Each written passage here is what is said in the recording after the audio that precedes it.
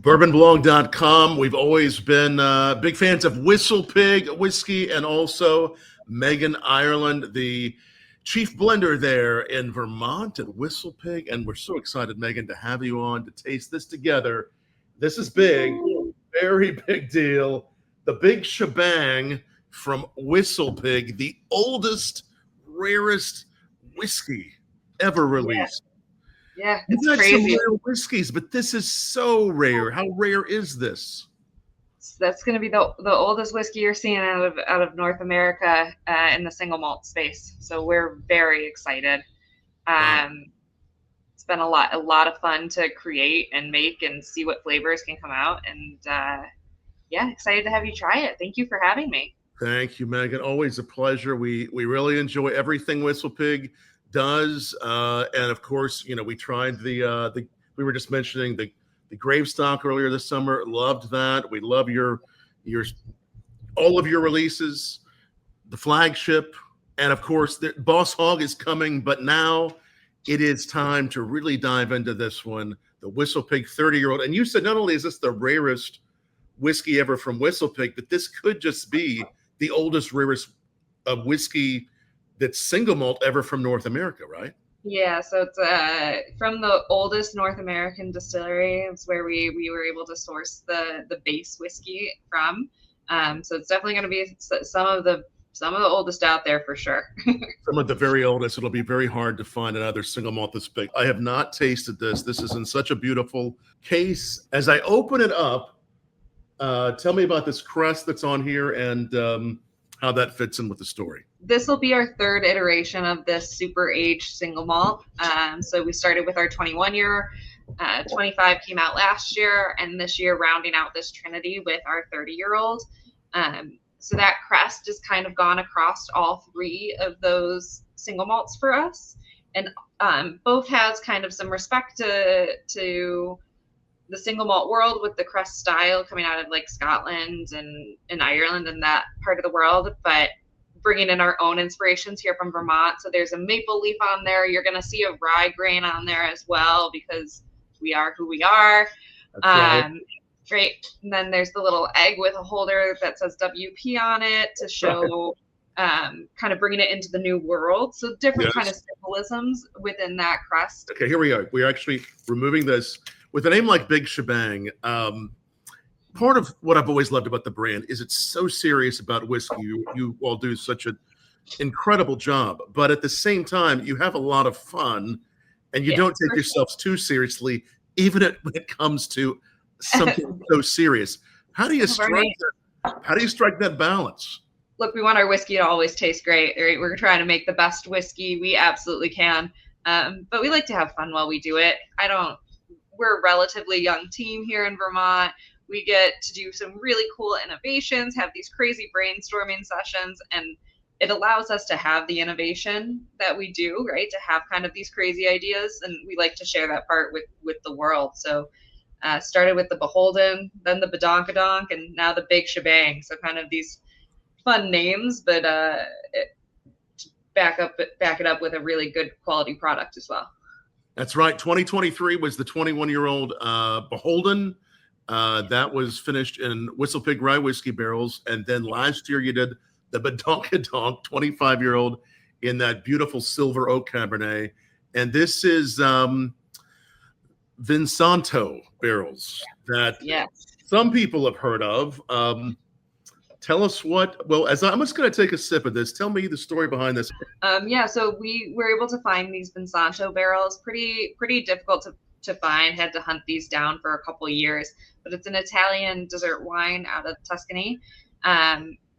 Really nice, like sweet, kind of traditional wine notes to it, right? You're going to get that grape, you're going to get that fruity, but kind of like the mouthfeel of it was a little creamier, a little thicker, and then some really like bold sweetness that came through on it compared to some of the other wine casks I've used in the past.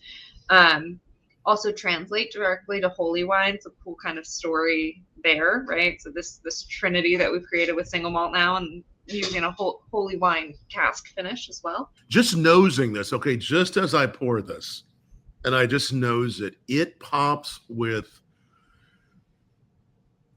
old world flavors and notes that I don't know if I've even I know it feels so old world that I've even had before, that I've had for a while. It's just takes you, it's transportive. I mean, you have spice on this. You have a little touch of clove.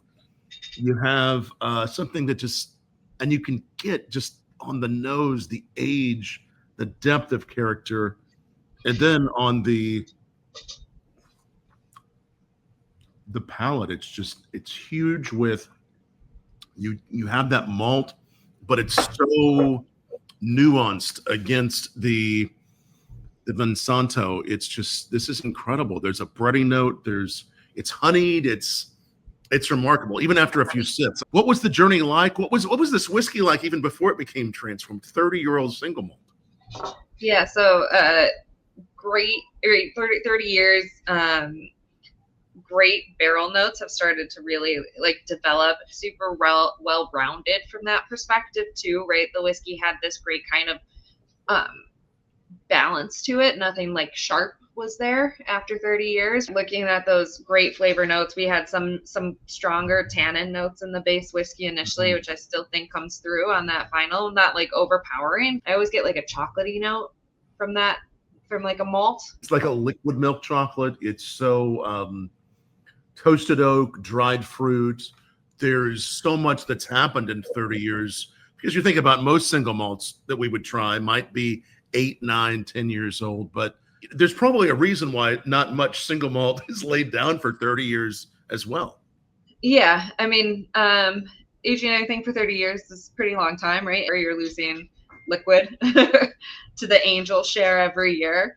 In this case, it really helped round the whiskey out.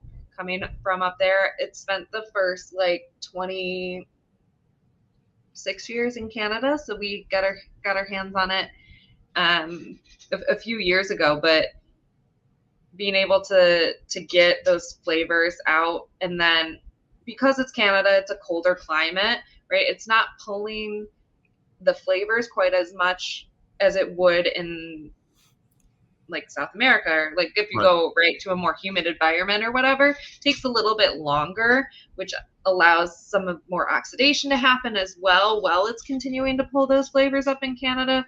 I think it's created a really well-rounded kind of balance base for us to work with. Oh, it really has. It really has. And it's so rare, again, even if we're looking at something like Scotch, that we get into that 30-year-old mark. I mean, there are some out there, other old world spirits, but again, this goes deep, it goes long, and what you've done here is incredible. What type of loss do you see with in Canada with a barrel like this? I mean, I know what it would get in Kentucky, but over 30 years, what, in general speaking terms, what would a whiskey lose? Yeah, so we're losing like 3% a year up there, right? But 3% over 30 years is going to add up quite quickly. It does. So we're working on small volumes for sure, which is leads to the rarity of this product in and of itself, right? Yes. We did just under 4 barrels for this initial release, so it's very small volume. That's for the entire nation. So they came to Vermont about 4 years ago when they were 26-year-old. You aged them a little longer in Vermont, and then they went into the Vin Santo.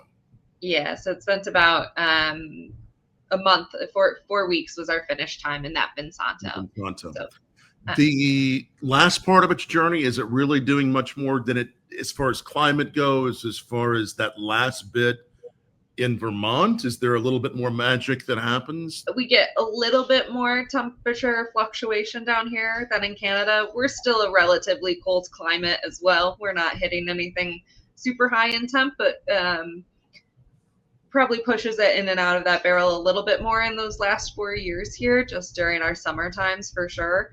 I think it created a really well-rounded and balanced, and getting out some, milking that barrel for all it's got, right? Getting a couple more barrel notes out in this last 4 years. There's something that's just so powerful on the nose. It's spice. I do get that clove, but it's almost like something that rises up that's very distinct on that nose. But yet it's this distinct note in something even that's mellowed out What do you get on the nose? That pipette here.